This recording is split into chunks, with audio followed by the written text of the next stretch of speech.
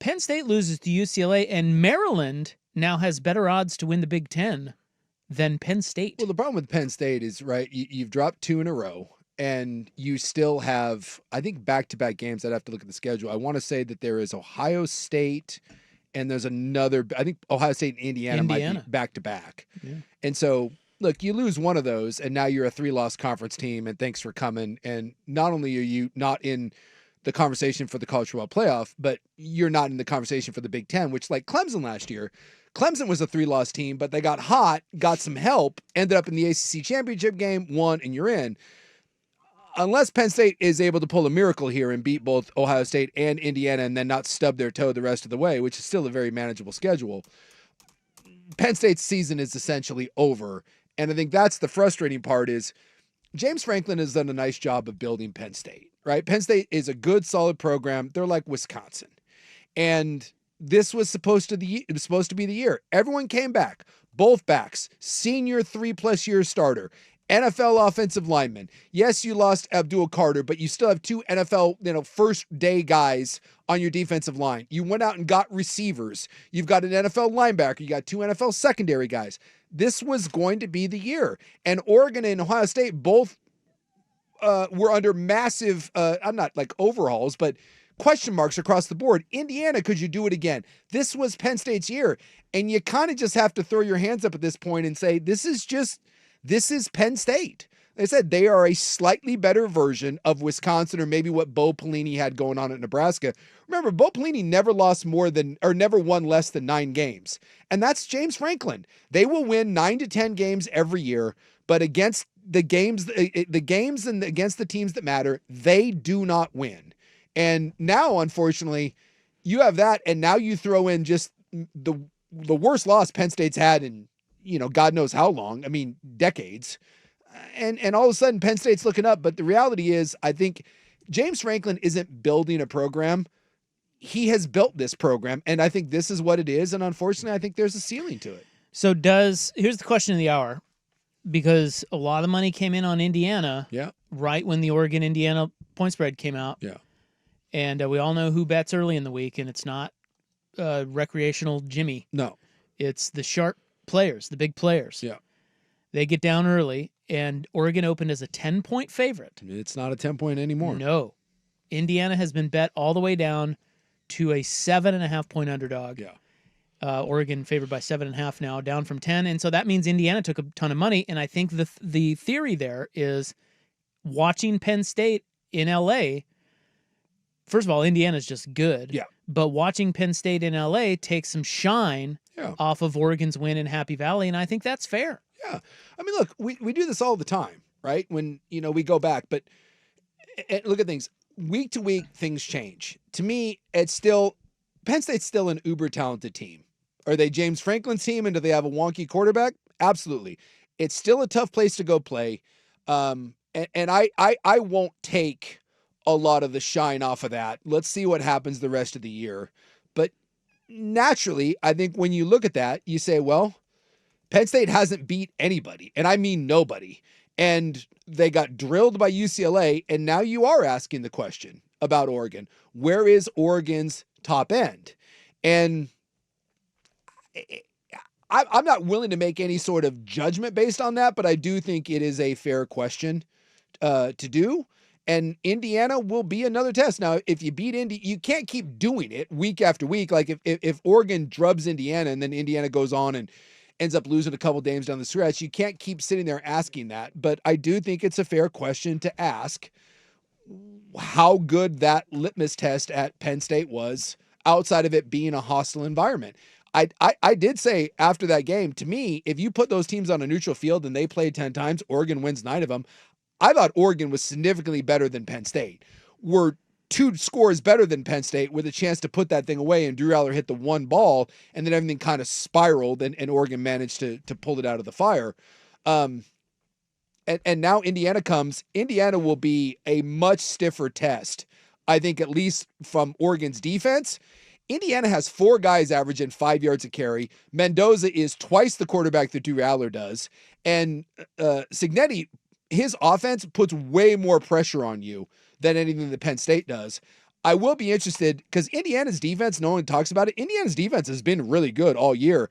I'm interested to see how Indiana's defense holds up against Oregon. Because say what you will about Penn State. Penn State's got dudes on the defensive side of the ball, and that I will give them credit for. I thought their defense played great against Oregon and played their ass off, especially when they got no help, which is why that was so strange that the defense basically just no-showed in that first half against UCLA.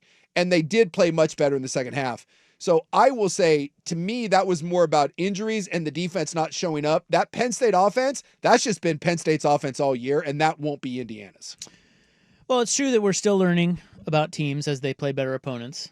We're still calibrating that. Yeah. Some teams have proven themselves, like Miami. Yes. Other teams have not. Miami's the best team in the country right now. Well, they've proven themselves. Yes. They've had games where they've been able to prove themselves. Oregon hasn't quite done that. Oh. The thing about Oregon, though, although, again, that's not taking anything away from winning in Happy Valley. That is a very tough place to play. It's just that we'll see how Penn State finishes out here. But, if Oregon gets by Indiana, they will not have another ranked team, at least for now, on their schedule. No, it's smooth sailing. I think at the end of the year, there's a chance that the UW and USC games maybe get some pushback if they can figure some stuff out. But yes, this is.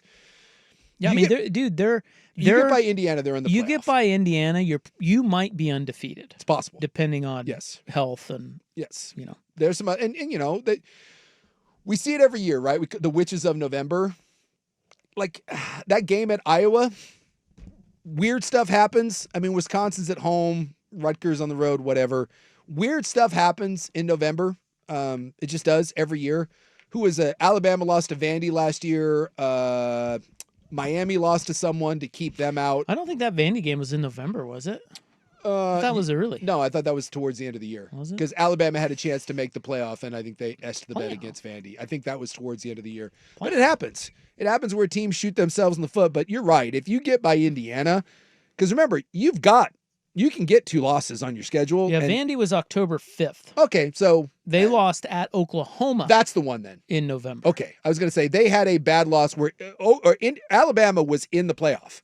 They were in, and then they laid an egg. They only scored 3 points. Yeah, and Oklahoma wasn't a good team. Yeah, 24-3. Yeah, so I mean, this weird stuff happens. So, but you're right that if you get by Indiana, the table is set. I mean, look, Oregon's going to the playoff. Where they're ranked and all that, they're going. Even if they lose to the Hoosies, they're probably still going to the playoff. The question really becomes like, how good are they? They don't have a prove it type of schedule. No, like Miami has already had. Well, and Miami won't play many. Miami's heavy lifting is already done. Yeah. Texas Tech has some stuff coming up.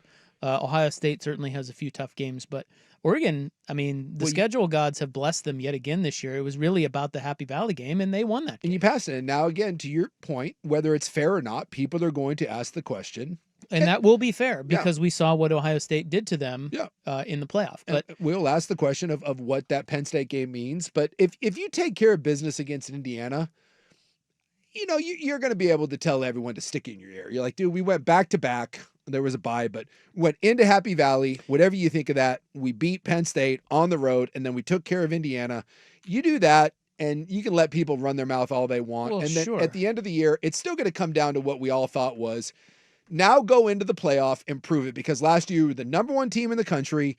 You had all that momentum, and Ohio State took you behind the woodshed. So at some point, Oregon is at a point now in this era, the landing era, where I honestly think regular season wins and losses, for the most part, they don't really matter. Go ask Alabama or Georgia or whatever if beating someone in the regular season really matters.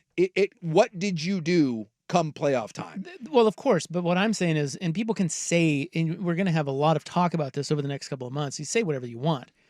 The question really becomes is, how do we know if Oregon is actually, if they slip by Indiana, good game, expect it to be a good game, 35-31, and then they rattle off the rest of their games, can we really honestly sit here and say that is a top 2 or 3 team in the country? You don't really know. That's my thing is like, yes, of course it'll be about prove it in the playoffs, but what I think we're teeing up here is the scenario that it could happen again. It's possible. If they're not because we just won't know what they really are. Yeah. They just need, I don't know, the scheduling is it's just weird. It's the number one gripe that I have about college football is for a lot of these teams that are uber talented, you play one or two teams all year that can really athletically compete with you.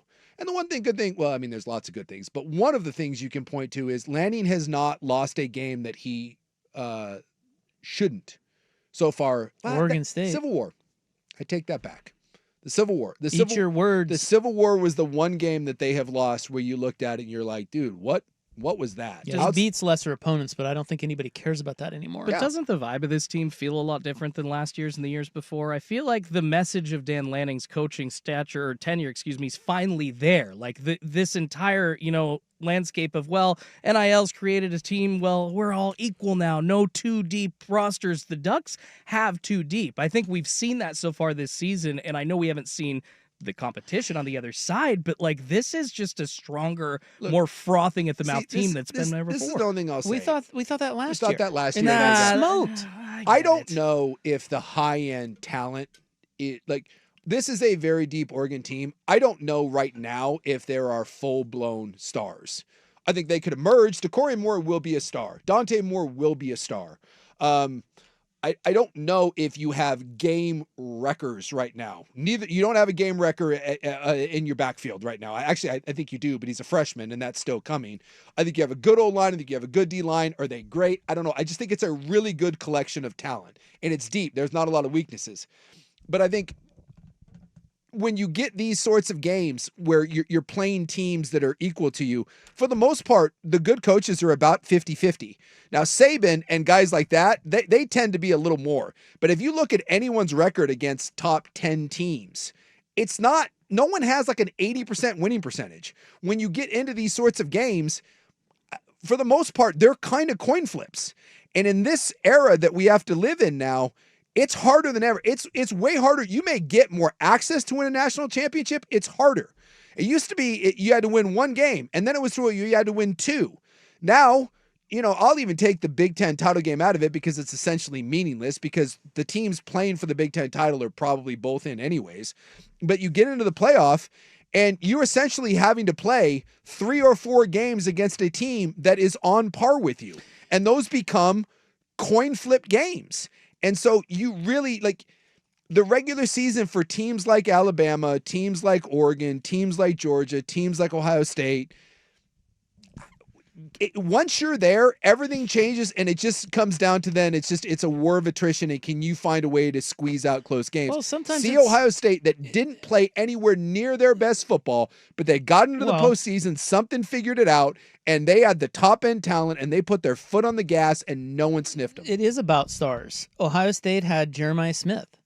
Yes. They had Caleb Downs and Caleb Ibuka Downs, and, Sawyer. Yes. Travion Henderson. And I don't know if Oregon has all those. of those guys were absolutely critical to the Buckeyes turning it around and winning a national championship. Yeah. Make no mistake, they needed all of them. Yes. They were almost dead in the water, and they had all of those high-end guys on their roster. Yep. Oregon, I don't know.